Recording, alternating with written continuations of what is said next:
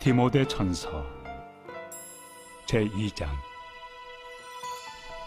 그러므로 내가 첫째로 권하노니 모든 사람을 위하여 간구와 기도와 도고와 감사를 하되 임금들과 높은 지위에 있는 모든 사람을 위하여 하라. 이는 우리가 모든 경건과 단정함으로 고요하고 평안한 생활을 하려 함이라.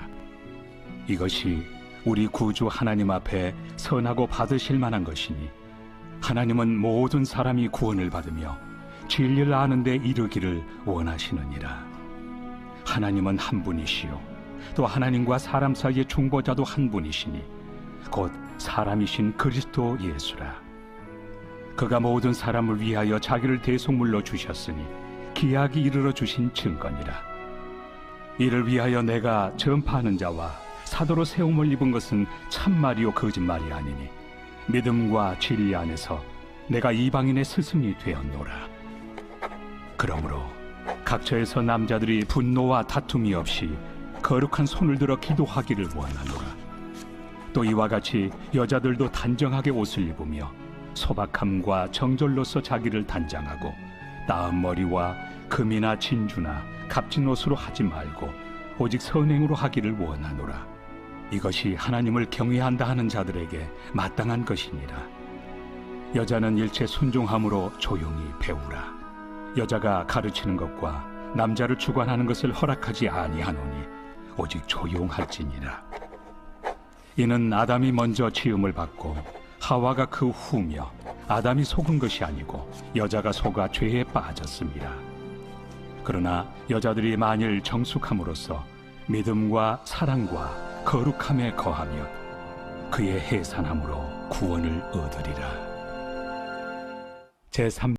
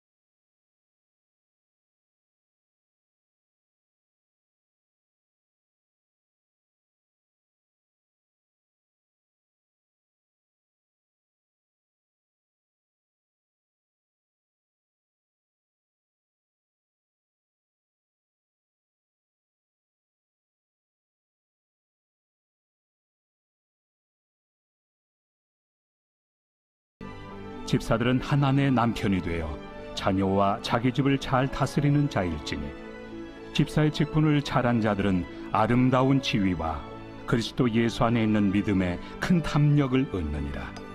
내가 속히 내게 가기를 바라나 이것을 내게 쓰는 것은, 만일 내가 지체하면 너로 하여금 하나님의 집에서 어떻게 행하여야 할지를 알게 하려 함이니, 이 집은 살아계신 하나님의 교회요 진리의 기둥과 터니라. 크도다 경건의 비밀이요 그렇지 않다 하는 이 없도다. 그는 육신으로 나타난 바 되시고 영으로 의롭다 하심을 받으시고 천사들에게 보이시고 만국에서 전파되시고 세상에서 믿음 바 되시고 영광 가운데서 올려지셨느니라. 이제 오늘 하나님께서 우리에게 주시는 말씀을 나누겠습니다. 하나님 말씀은 신약성경 마태복음 5장 13절에서 16절 말씀입니다. 다 같이 일어나서 하나님의 말씀을 경청하겠습니다. 하나님 말씀을 봉독하겠습니다. 너희는 세상의 소금이니 소금이 만일 그 맛을 잃으면 무엇으로 짜게 하리요? 후에는 아무 쓸데없어 다만 밖에 버려져 사람에게 밟힐 뿐이니라. 너희는 세상의 빛이라. 산 위에 있는 동네가 숨겨지지 못할 것이요 사람이 등불을 켜서 말 아래에 두지 아니하고 등경 위에 두나니 이러므로 집안 모든 사람에게 비치느니라. 이같이 너희 빛이 사람 앞에 비치게 하여 그들로 너희 착한 행실을 보고 하늘에 계신 너희 아버지께 영광을 돌리게 하라. 아멘. 이것은 하나님의 말씀입니다. 아멘. 네, 여러분 빵 좋아하십니까? 저는 빵을 되게 좋아합니다. 그래서 저의 살 중에 빵살이 많이 있는데요. 네, 빵을 너무 좋아해서 요즘 빵지순례라고 하죠. 전국의 빵 맛집을 돌아다니는, 시간만 되면 그런 것도 해보고 싶은데, 속초에 가면은 이 어떤 그 빵집에 원준이 엉덩이 빵이라는 빵이 있습니다. 네, 사장님 아들이 원준인가 봐요. 그래서 이 애기, 원준이 애기의 엉덩이처럼 생긴 빵이라고 해서 원준이 엉덩이 빵인데요. 하얀 이 빵에 속에 우유 크림이 들어있는데 얼마나 맛있는지 모릅니다. 생각만 해도 군침이 넘어가는데, 지난주에 한 카페에 갔더니 소금빵이라는 걸 팔더라고요.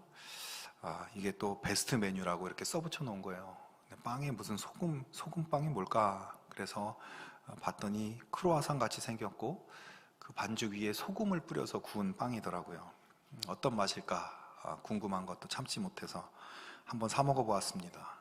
먹어봤더니 아주 이 빵이 부드럽고 버터의 풍미가 아주 강하게 느껴지는 그런 빵이었어요. 그런데 그렇게 부드럽고 버터 맛이 강하게 느껴지지만 또 이 소금이 뿌려져 있어서 소금의 짠맛과 어우러지면서 버터만 있으면 느끼할 수 있는데 그 느끼함을 잡아준다고 하죠. 이 소금이 그런 맛이더라고요. 버터 특유의 고소한 맛, 단맛, 이것이 소금의 짠맛과 어우러져서 절묘한 조화를 이루는 그런 맛있는 빵이었습니다. 빵만 소금빵이 있는 것이 아니라 커피에도 소금을 뿌려 먹는 소금 커피라는 것도 있어요. 이 달콤한 라떼 우유 거품 위에 소금을 뿌려주는 그런 커피인데요. 상식적으로 커피에서 짠맛이 나지 않을까 생각하기 쉽지만 이 우유 거품 위에 이 짭짤한 소금의 맛과 이 라떼 본연의 고소한 맛, 이런 여러 맛들이 어우러지면서 참 맛있는 커피입니다. 빵이나 커피뿐만 아니라 거의 모든 음식에 소금은 빠지지 않는 조미료입니다. 우리가 매일 먹는 김치에도, 또 국을 끓이고 나물을 무칠 때, 하다못해 달걀 후라이에도 소금이 뿌려져야 맛이 있습니다. 그런데 이때 소금은 단순히 음식을 짜게 만들어주는 재료가 아니라 이 재료 본연의 맛을 더 돋보이게 만들어주는 그런 조미료라는 것이죠. 그래서 이 소금이 뿌려지면 짠맛이 더해진다기보다는 음식의 맛을 더 올려주는, 그래서 음식을 더 맛있게 만들어주는 재료라고 할 수 있겠습니다. 우리의 먹는 생활에 없어서는 안 될 꼭 필요한 재료인 것이죠. 자, 그런데 오늘 성경에 보면 예수님께서 이 소금을 사용해서 비유의 말씀을 하고 있습니다. 13절에 보면 너희는 세상의 소금이다 라고 말씀하세요. 이 짧은 한마디를 조금 풀어서 설명한다면 이렇게 할 수 있겠습니다. 너희는 이 세상이라고 하는 음식에 뿌려지는 소금이다. 소금이 음식에 들어가서 자신의 맛을 가지고 음식 맛을 맛있게 만들어주는 것처럼 너희도 소금으로서 세상에 뿌려지고 녹아지고 스며들어서 세상을 맛있게, 세상을 살맛나게 만들어줄 수 있어야 된다. 이런 의미가 담겨 있는 말씀이겠죠. 자, 그렇다면 우리가 세상에 들어가서 내야 할 맛은 어떤 맛일까요? 소금이 음식에 들어가서 자기의 짠맛으로 음식을 맛있게 만들어주는데, 우리는 우리들만이 가진 고유의 맛, 세상 어디에서도 만날 수 없는 맛, 바로 예수님 맛으로 세상에 들어가서 세상을 살맛나게 만들어줄 수 있어야 한다는 것입니다. 지금 여러분의 인생의 맛이 어떤 것 같습니까? 내 인생은 참 맛이 없다. 여러분의 가정에 맛이 없습니까? 직장 생활에 맛이 없다고 느껴집니까? 왜 그럴까요? 바로 예수의 맛이 빠져 있기 때문입니다. 오늘 예수님께서는 바로 우리들에게 예수의 맛을 가지고 세상과 가정과 인생 가운데 들어가서 거기서 퍼져 들어가서 그것을 맛있게 만들 수 있다고 말씀하고 있습니다. 또 14절에서는 너희는 세상의 빛이라고 말씀합니다. 여러분, 사람은 빛이 없이 살 수가 없습니다. 하나님께서 세상을 창조하실 때 가장 먼저 만든 것이 바로 빛이셨어요. 그러니까 창조의 근본이 되고 창조의 기초가 되고 창조의 가장 우선순위가 빛이라는 겁니다.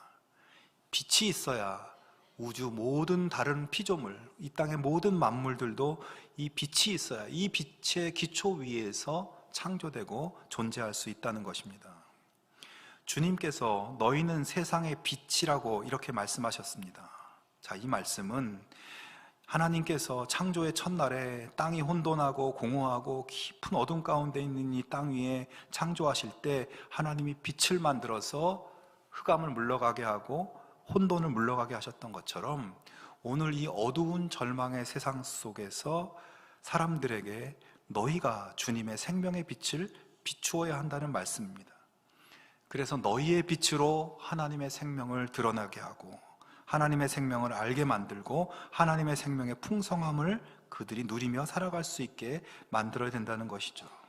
그러면서 이 빛은 바로 너희의 착한 행실이다 라고 아주 명확하게 정의를 내려서 가르쳐주고 있습니다.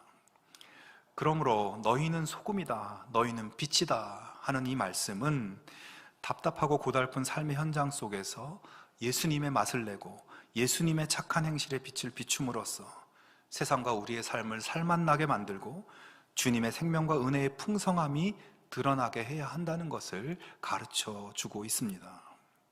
가정에서 남편과 아내가, 부모와 자식이 예수님의 맛을 낸다면 그 가정이 어떻게 되겠습니까? 가정에 살맛이 납니다.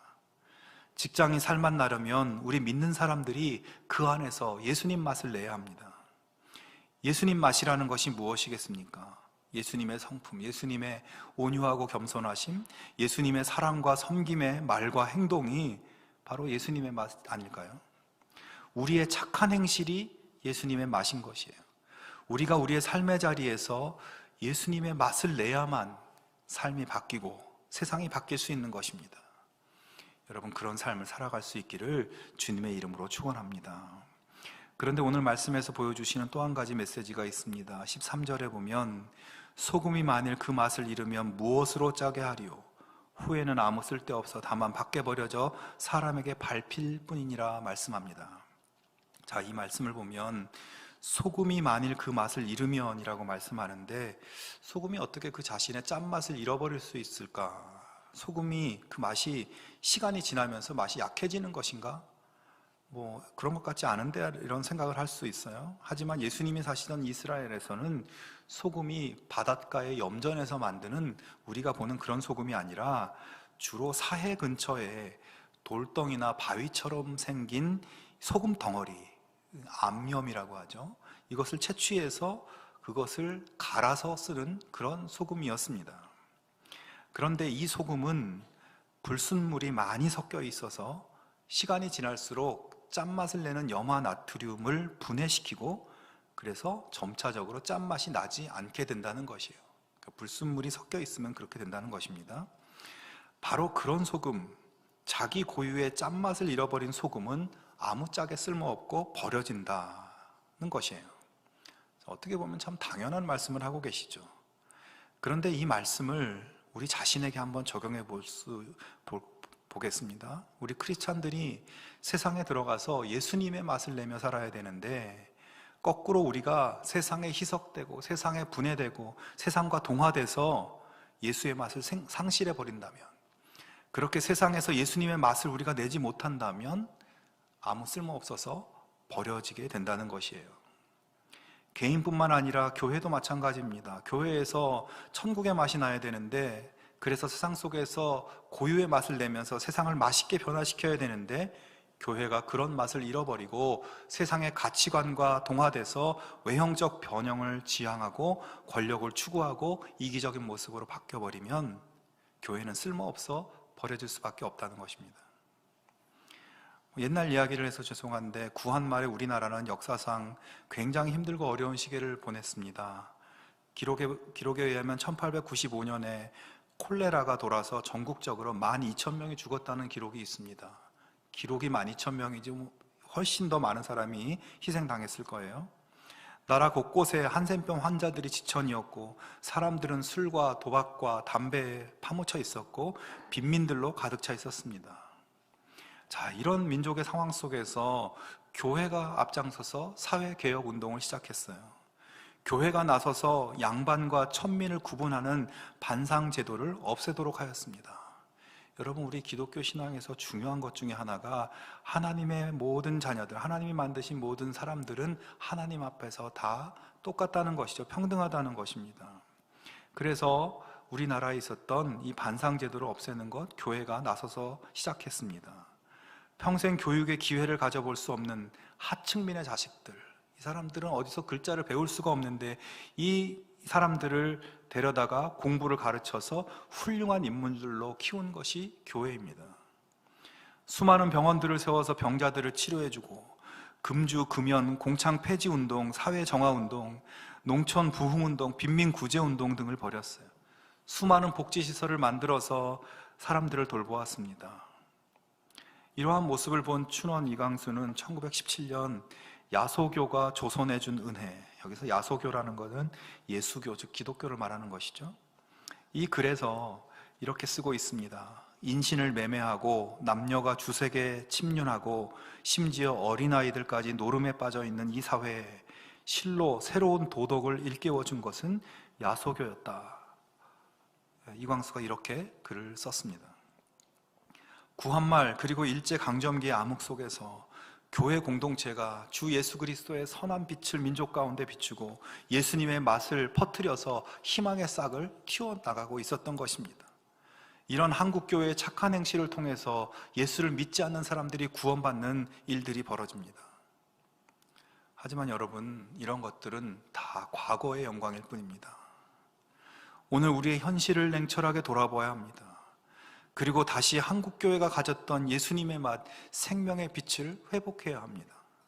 그렇지 않으면 우리는, 교회는 쓸모없어 버려지고 외면받게 될 것입니다. 사랑하는 성도 여러분, 정말 우리가 교회를 향한 그런 소원을 품었으면 좋겠습니다. 우리 교회가 천국의 맛을 간직한 공동체가 돼서 가난한 사람들 부욕해 되고 슬픔 당한 사람들이 위로를 받고 영적으로 줄이고 목마른 자들이 갈증을 회복하는 그런 천국의 맛을 지닌 교회 공동체가 되는 소원을 품고 우리가 함께 기도하며 맛을 잃어버리고 버려지지 않기를 그렇게 기도할 수 있기를 바랍니다. 가정과 직장에서도 마찬가지입니다. 우리 크리스천들이 가정에서, 직장에서 주 예수님께서 보여주신 자기를 희생하는 사랑의 말과 행실로 맛을 내고 빛을 비출 때 맛있는 가정, 맛있는 직장이 될 수 있는 것입니다. 우리가 그렇게 하지 못하고 쓰디쓴 세상의 맛을 똑같이 낸다면 우리는 서로가 서로를 버릴 수밖에 없고 외면할 수밖에 없게 되는 것이에요. 여러분, 우리 모두가 맛있는 인생이 되어서, 그리고 우리 교회가 정말 맛있는 교회가 되어서 가정과 직장과 이 민족과 열방 가운데 그리스도의 최고의 맛을, 그리스도의 영광과 생명의 빛을 비추는 그런 우리들의 꿈을 위하여 기도하며 나아갈 수 있기를 주님의 이름으로 축원합니다.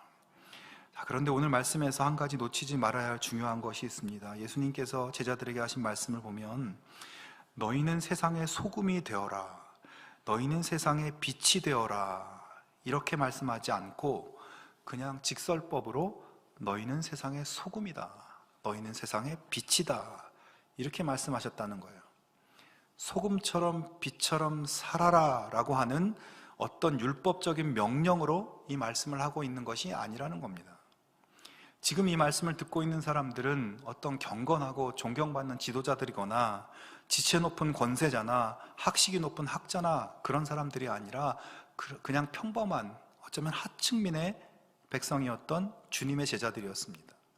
세상의 가치나 세상의 기준으로 보면 정말 별 볼 일 없는, 내세울 것 하나 없는 사람들이었어요. 그런 사람들에게 너희는 세상의 소금이다, 너희는 세상의 빛이다, 너희가 희망이다, 어울리지 않는 말씀을 이 사람들에게 해주고 있는 거예요. 그러나 예수님의 생각은 달랐습니다. 예수님은 제자들이 아직 부족하지만, 아직 그렇게 불릴 만한 사람들도 아니지만, 그렇게 인정받을 수 없지만 먼저 그들을 그렇게 불러주시고 그렇게 선포하고 있는 것입니다. 여러분, 만약 여기서 예수님이 제자들에게 세상의 소금이 되어라, 빛이 되어라 이렇게 명령을 했다면 그 말씀은 제자들이 길을 쓰고 성취해야 될 무거운 짐이 되고 맙니다. 이 말씀에서 두려움과 자극을 받을 수 있을지는 몰라도 이 말씀에서 위로와 힘을 얻기는 어렵겠죠. 부담스러운 말씀이겠죠. 앞으로 제자들은 그렇게 되기 위해서 열심히 처절하게 노력해야만 합니다. 그리고 그 명령대로 하지 못하면 제자들은 자격 없는 제자들인 거예요.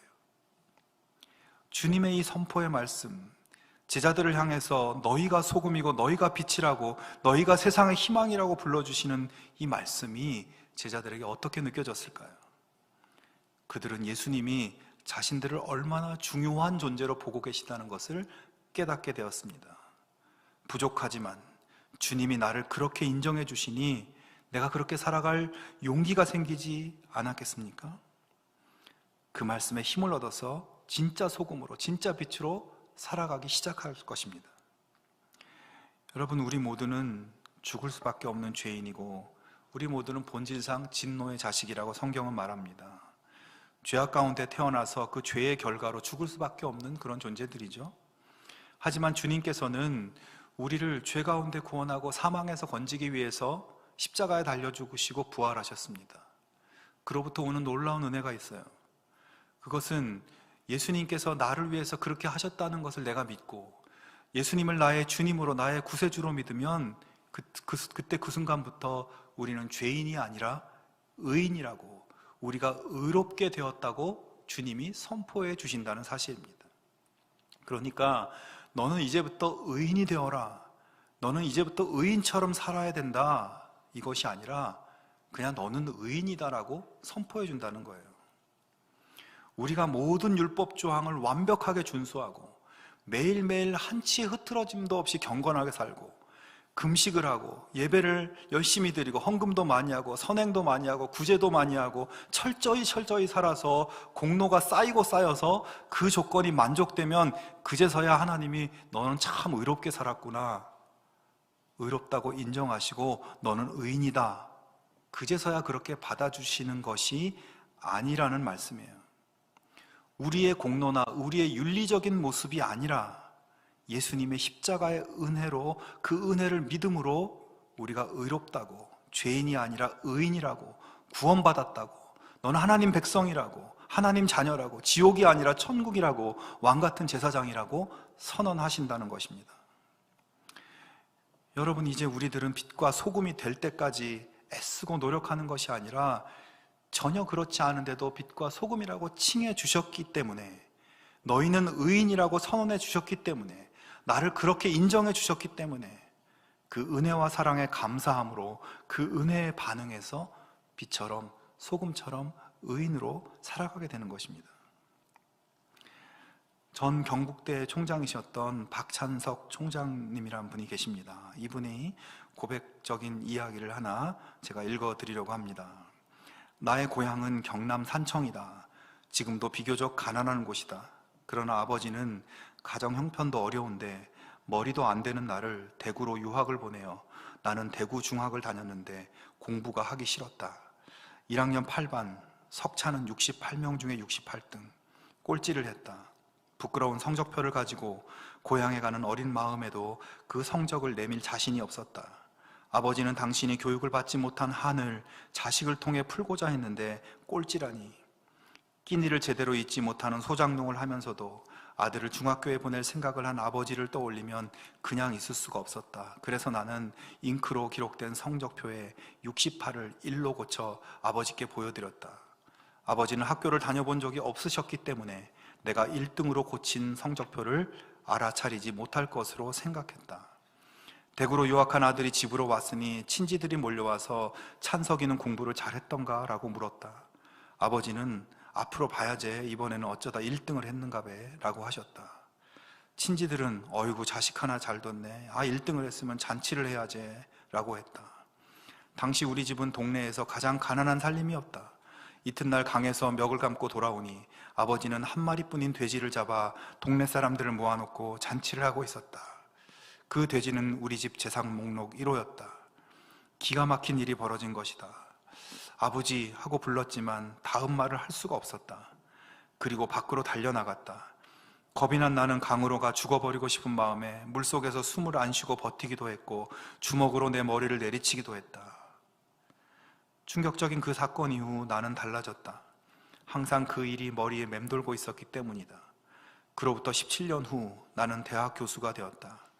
그리고 나의 아들이 중학교에 입학했을 때, 그러니까 내 나이 45살이 되던 어느 날 부모님 앞에 33년 전의 일을 사과하기 위해 어머니 저 중학교 1학년 때 1등은요 하고 말을 시작하려고 하는데 옆에서 아버지께서 알고 있었다, 그만해라, 네 아들이 듣는다고 하셨다.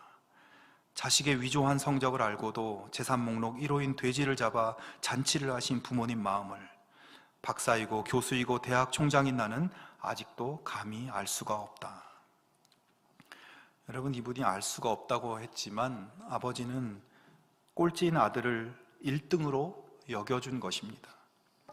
모든 기대와 희망을 걸었던 아들이 꼴등을 했지만 1등과는 너무나 거리가 먼 아들이었지만 그 아들을 그냥 1등으로 받아주고 여겨주고 1등이라고 선포하고 잔치까지 벌였습니다. 아들의 마음에는 죄스러운 마음이 있었지만 자기를 받아주시고 품어주시는 아버지의 사랑에 감사해서 1등으로 여겨주고 1등으로 인정해준 그 아버지의 마음을 품고 그 아버지의 마음에 반응하여 나중에는 정말 1등을 하게 된 것입니다. 우리 하나님 아버지께서도 우리를 그렇게 보십니다. 우리가 이 세상에서 연약하고 부족하고 우리 인생의 꼴찌 같은 인생이어도 주님은 그냥 우리를 1등이라고 선포하시고 1등으로 여겨주십니다.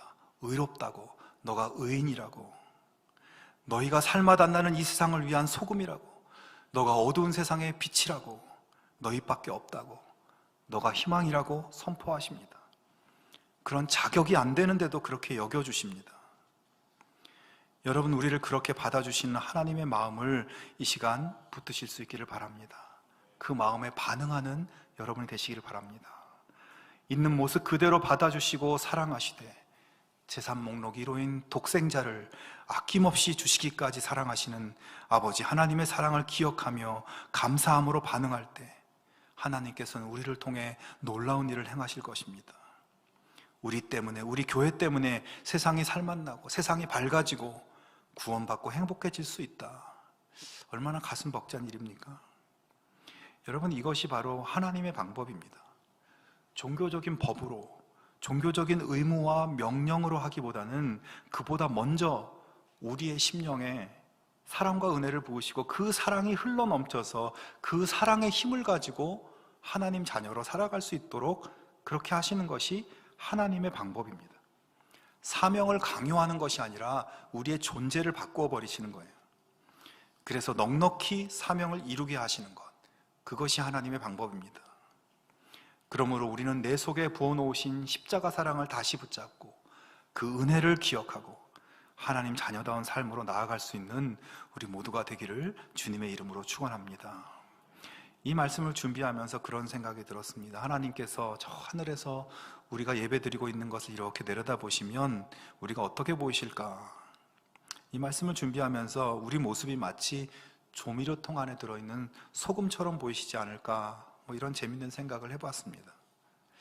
그런데 여러분, 소금이 조미료통에 담겨져 있고 음식에 뿌려지지 않으면 그 기능을 할 수 없듯이 우리들이 이렇게 예배당이라는 조미료통에만 옹기종기 모여있고 세상에 정말로 녹아 들어가지 않으면 아무 소용이 없다는 것이에요.